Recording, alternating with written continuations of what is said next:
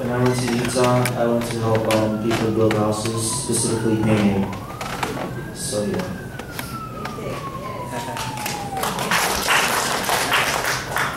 I'm veterans, and it was such a great experience to just like meet all these new people, and it's just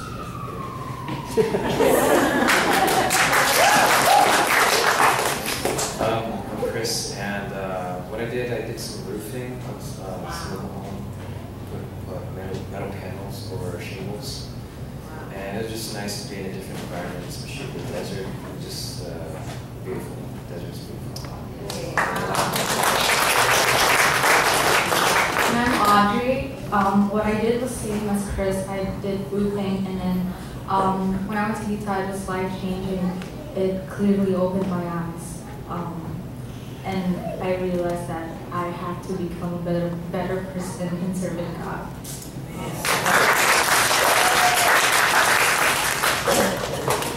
Okay, so does anyone need any fixing with their roof? Any painting? We have specialists, and they work for free.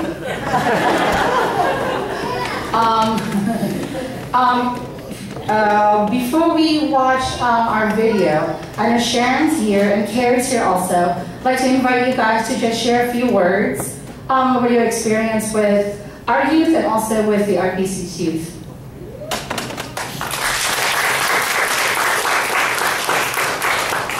I too was on the rooftop the whole week. I just preached on it last week about the 100-degree heat and the heat radiating off of the tin roof. And you know, I've been trying to do a lot of exercise and being in shape, but no one told me that this is what you would do the whole time. Get down and squat. Come up and squat. Come up. The whole week. It was quite an experience for us all. For us leaders, the God moment, or what we call the God sighting, was actually seeing them just bond together and to learn more about themselves, more about God, what it really means to serve those who are in need, and to really come to a realization about God in their own lives. For a pastor, Victor, it's the real thing that makes, you know, being a pastor a joy, is to see these young people really coming into their own and to really see God in their lives shining every single moment of that week. So we are very thankful that Emmanuel's youth could bond with our youth, and it was the greatest week of my 23 years in pastoring. So thank you. And let me just say also that if you don't know this by now, your youth is like, they are so talented musically. Chris and Gerard did a musical thing for a variety show. I don't know if you've shown it or not, but they got a standing ovation from 250 youth. We could not believe it. I mean, it was that moment when it just all came together, and they are so talented, all of them. Wow.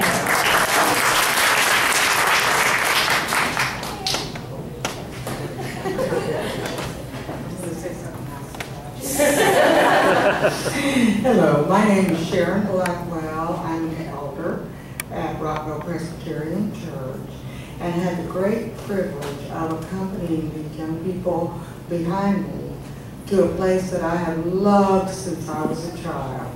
It is a magical, mystical place, and I can only thank you for how absolutely extraordinary your young people are. They were understanding, they were sensitive, they were more than fun, they were hilarious sometimes.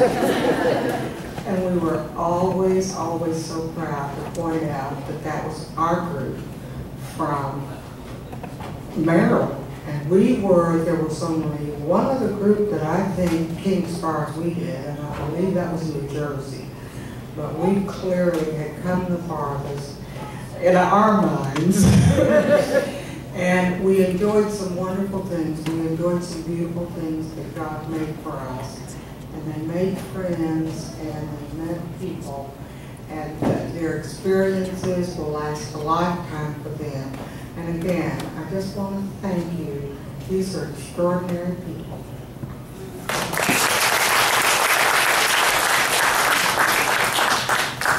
I'm Marguerite, one of the RPC youth, and the week was amazing. The car ride alone, I was in the car ride with all boys. There are 4 boys and 6 girls, so I wasn't being in a car stuffed with people. So it was amazing. The guys, they had the ukulele out, so like constantly there was always music. It was oh my goodness.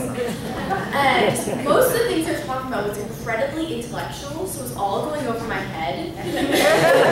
Like I'm just sitting back there going, okay. And then the other things were like horror movies and video games because they're boys. So it was amazing. I had so much fun. I just loved every minute of it, and I've really become great friends with just all, like better friends with all the youth that I've grown up with, and also just these youth that I met, and I love them all so much. The week was amazing.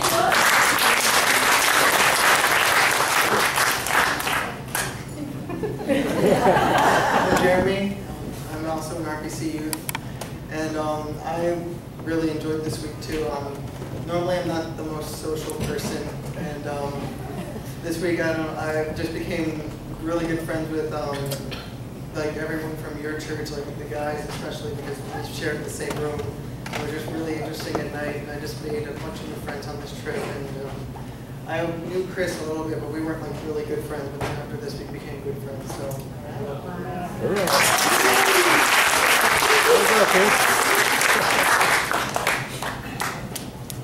So we have 2 more builders, plus Carrie and Sharon. All right, you guys can have a seat. Now we will watch a little presentation that our youth, Emmanuel, have put together. Tiffany, there is the final on the desktop. You got it? Okay. All right.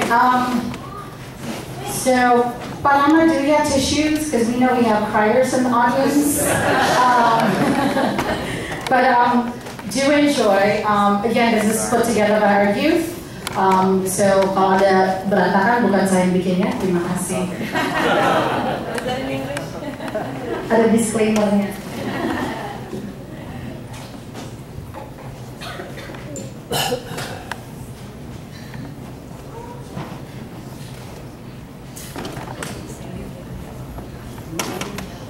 Live from Epic Studio, this is the EIPC. Good morning, Rockville. My name is Tiffany Portanto, and this is my co-anchor, Audrey Gawad. 2 weeks ago, we had 4 of our youth members going to Utah on a mission trip.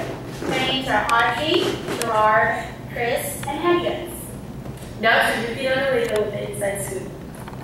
Thank you, Audrey. Earlier this week, Tiffany and I had the opportunity to sit down with the participants as they shared personal experiences during their mission trip. Please enjoy these notes.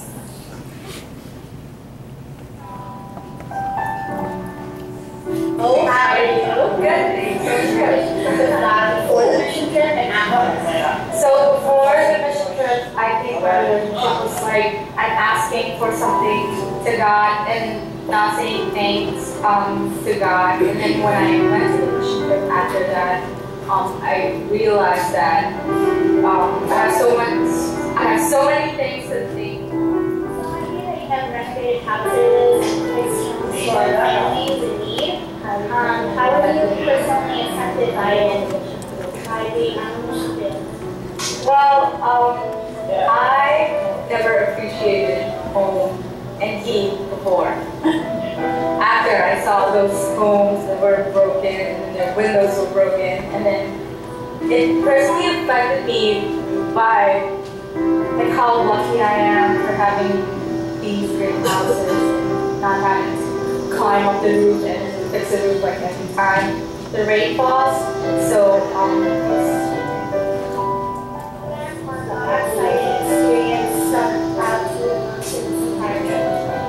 okay, so when I was up in the roof, I was fixing the roof and I was drilling, and suddenly someone stepped out of the panel, and then I was sliding down, and then I almost fell, I almost died. But someone grabbed me, and then she saved me, and then that struck me the most because God really loved me, and He didn't want me to die just yet. The whole roof thing, so that this family can live without leaking.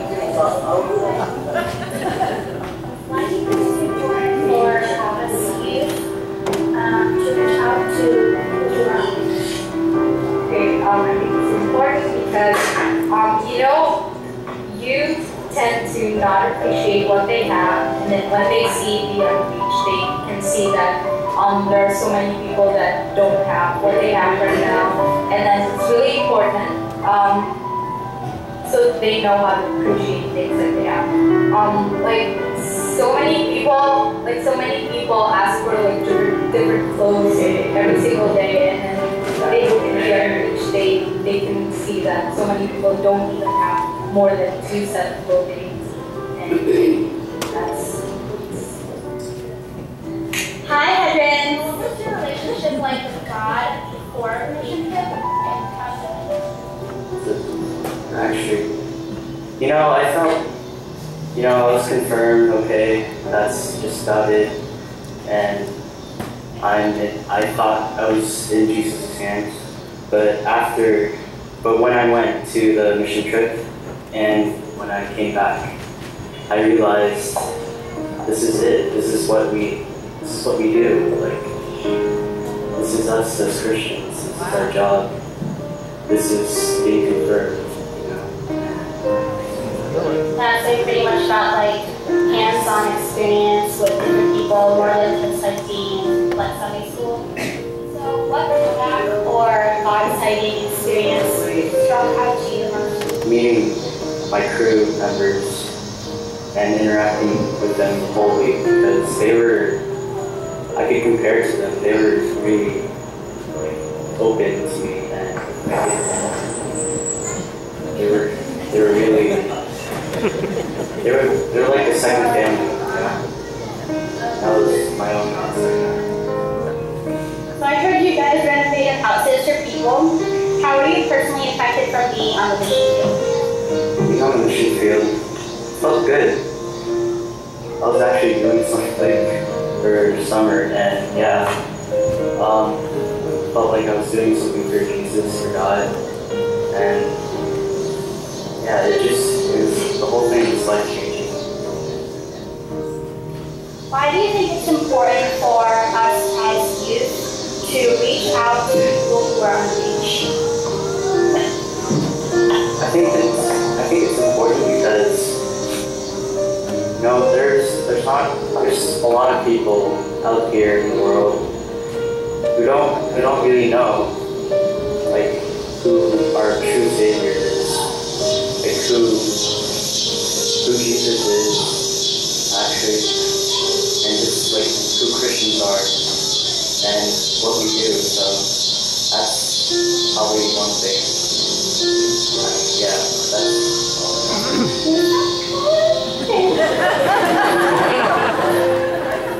Great. So what was your relationship with God like before the mission trip, and what is it like now? Well, before, I would attend, service, and, I would pray and stuff, but I wasn't too active.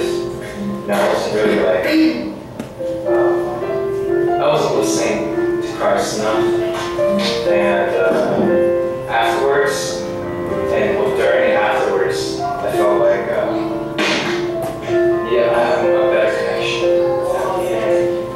And I've been more humble because of him, and because of the experience I've gone through, and patient with everything.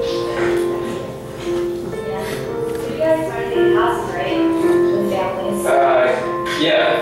For example, like Gerard, he did paintings and veterans. I think Audrey, she worked on decks, and what I did, what me and my crew did, well, we just placed metal roofing panels on top of shingles, roofing shingles. Oh, that's cool. Yes. So, how did that personally affect you to be on the mission field? Doing that stuff. It feels really good. Like when you, after my work was finished, it just felt really nice. Like you finished, like the artist finished doing his sculpture, and afterwards you talk like after my crew was like working on the roofing panels, talking with the residents, artisans like this lunch, and we just spent time together, talk, learn about that. What Kodak or God sighting experience stuck out to you the most through this entire trip? Just the new people I met, how everyone was so nice and friendly to each other, and how I could be so attached to this person that I just met like a couple days ago. Become such great pals. And shout out to my friend in Oregon, Josh Montero. Did you get close with your crew a lot? With my crew, yeah. They came from different parts of the country. One was from St. Louis, one was from New Jersey, the other one was from Fresno, California, the other one from Oklahoma City. And like the first day, we just like got along like that. We worked together, took break, took turns, changed shifts, worked together like work a year. Alright, because of that, having people from everywhere, different churches, why do you think that it's important for us youth to go out there and reach the unreached? Because parts of the unreached, they haven't heard the word of Christ, and it's just like when you give somebody a compliment, it really brightens up your day. Same thing with this, like these people, these unreached people, just doing free volunteer labor for them, just doing service for them. It just really makes their whole life, not only their whole day, but their whole life. It's great. Hey Gerard. How do you do? Okay, so what was your relationship with God before the mission trip, and what is it like now? Well, it's basically the same. I thank God as a father. I still do right now. But it's just like, it's more like, More experience. it's more experience, and I feel more close to God. So you renovated houses, right? Yes. Anything specific that you did? Okay. How are you personally affected by being on the mission field? Well, it all needs perspective, like other people, like how they see stuff. Because basically they're living already in poverty. They have like small houses, bad conditions, bugs everywhere, trash. I see how they're like making a living out of Utah. Utah's like a big dry desert and stuff. There's not a lot of like area, especially in Navajo. They don't want to like leave their land because they've been there since like the beginning of time. It's their home and they refuse to leave. But it's a bad news for people still. They're nice and stuff. They thank us for everything. And like at the end, after we were done with everything, like we gave them stuff like lawn furniture, stuff like that. They were crying, and I was like, that's like, I was touched by that because they were so thankful and they couldn't give anything back to us. And we were like, it's okay. We're just trying to spread the word of God. Good. So what Kodak or God sighting experience stuck out to you the most on this entire trip? Kodak. Chicken bacon crib, that's Kodak home, I guess. It's a nice view to it. It's cool. God sightings, I have a lot. Not a lot.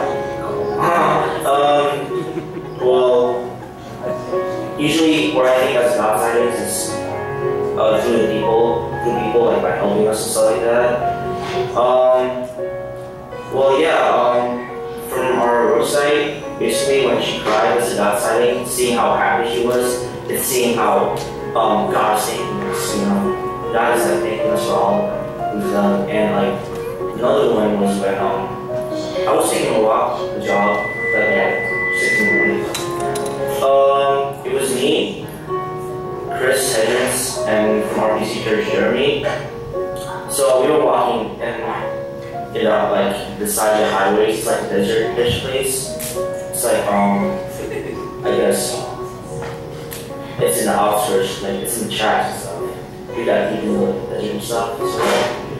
And we came across the Arizona state border, right? So yeah, we saw the sunrise, stuff like that. And then we came back to the school. When I was in the school, I noticed I lost my phone. And yeah, when I lost my phone, I was scared. So I was like, guys, I'm gonna get my phone back over there. And then so I was gonna walk there, right? I thought I was gonna walk by myself. But very nicely, Hedges and Jeremy, they wanted me to help. They wanted to help me. And it took like half an hour for me to find my phone in the middle of the desert. Oh my gosh. It's so nice how they helped me. I couldn't find it without them. So, yeah, it's cool. Yeah, that's cool.